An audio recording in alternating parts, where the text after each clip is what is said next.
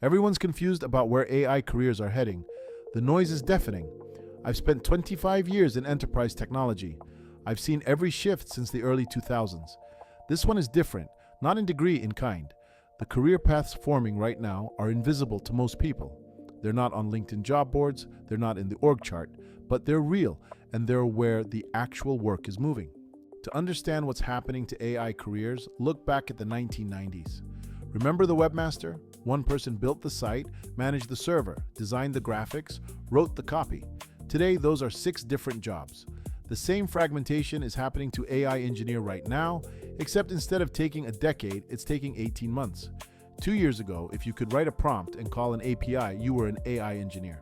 Not anymore. The role is splintering in real time, and most people haven't noticed yet. So where are AI careers heading? Good question. Wrong framing. 2 years ago, prompt engineer was the gold rush. Last year, everyone wanted to be an AI engineer. This year, the market moved again. By the time you figure out what the job posting says, the role underneath it has already evolved. You're chasing a target that relocates every 6 months. Here's what's actually happening. The job category AI professional is breaking apart. I've watched this pattern before. One broad role fragments into 8 narrow ones, except this time it's not taking a decade, it's taking months. The job posting says AI engineer. The interview reveals they want a fine-tuning specialist who also understands compliance frameworks and can explain hallucinations to the board. That's not one job. That's 3 jobs wearing a trench coat. And the fragmentation is accelerating. Companies are panic hiring for roles they can't define. They're cramming 5 different specializations under one title because HR literally cannot keep up. I call it the machine learning engineer illusion. Go search that title right now. One posting wants RAG pipeline experience. The next demands vector database expertise. A third needs multi-agent system design.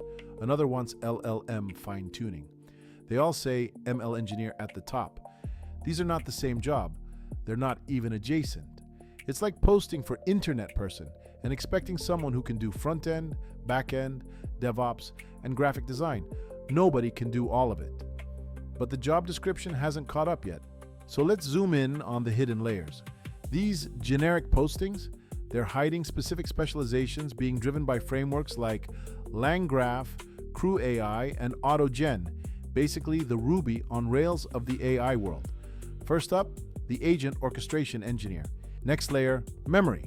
The job postings call this a RAG engineer, retrieval augmented generation. This is the person who teaches the AI what to remember, how to organize it, and when to forget. If you've ever watched an AI completely lose the thread mid-conversation, this is the fix.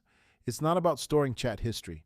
It's about deciding what context matters, what gets discarded, and how to keep the thing from hallucinating because it's drowning in irrelevant data. Salesforce is hiring entire teams just to build this out. Most companies don't even know the role exists yet. The salary data is real. Postings requiring RAG expertise are landing between $150,000 and $220,000 a year. The market doesn't pay premiums for novelty. It pays for problems it can't solve any other way. Right now, giving AI a reliable memory is one of those problems. Most companies have no idea how to fix it. Next layer, orchestration. That's the high-level manager deciding which agent does what, in what order, and how they pass data without dropping it. Modern AI doesn't run on one model anymore.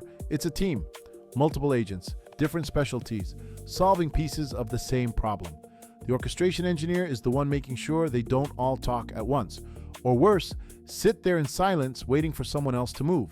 The financial reward for designing this kind of architecture? It's real. When companies list multi-agent orchestration as a core requirement, the pay range jumps to between $180,000 and $250,000. They're not paying for novelty. They're paying for the ability to conduct the orchestra, to make sure the AI ensemble doesn't devolve into 40 agents all playing different songs at the same time. Most companies can't find this person. They need them anyway. Next up, the safety layer, the AI safety engineer. Their job is stopping the system from doing something expensive, embarrassing, or genuinely harmful. They're the reason the chatbot doesn't accidentally promise everyone a refund. Thanks to the EU AI Act and similar regulations, this layer is exploding. OpenAI, Anthropic, DeepMind, they're all building dedicated safety teams. Most companies still think this is optional. It's not. Here's what fascinates me about the safety layer: the ceiling. Anthropic is reportedly offering up to £340,000 in London. Globally, total compensation is scaling past $430,000. Turns out, keeping the AI from doing something catastrophically expensive pays incredibly well. Most companies still think this is optional. The market disagrees. The fourth hidden layer: optimization. The market calls this the LLM operations engineer. Companies are hiring entire teams just to decide which model to use when. Running GPT-4 costs roughly 30 times more than GPT 3.5. Most organizations are burning cash every time someone asks a question that could have been routed to the cheaper model. The optimization engineer builds the logic that stops that. They route requests intelligently.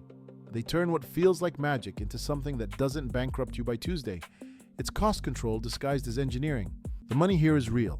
Postings for LLM optimization engineers show ranges from $170,000 to $230,000. If you can save a company $2 million in compute costs, they'll gladly pay you $200,000 a year. It's not even a hard sell. The ROI is obvious. You're not an expense, you're a discount. So where does this pattern come from? Look back. Every technology cycle follows the same arc. One fuzzy role explodes into 8 specific ones. Electricity did it. The web did it. AI's doing it now, just faster. Hashtag AI career specialization is accelerating. Think back to web development or data science. Same pattern. One fuzzy job explodes into 8 specific ones. AI's doing it now, just faster. Early 2023 was phase 1. One person did everything. Generalist paradise. Today, phase 2. The sheer complexity is forcing specialization. Companies are struggling to find people who know everything. I've watched this movie before.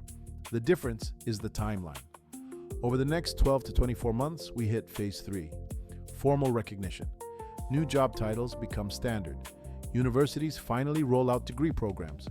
By the time the curriculum gets published, the roles will have evolved again. The market doesn't wait for academia to catch up. It never has. So where does all this lead? 3 possible futures are forming. Each one reshapes the profession completely. Most people are still optimizing for the present. The industry's already moved. There are 3 paths from here. First, gradual specialization. Honestly, the most likely. Job titles evolve organically. The market sorts itself out over time. Second, platform consolidation. AWS or Azure abstract all the complexity away. You stop learning the underlying tech and start memorizing their specific consoles instead.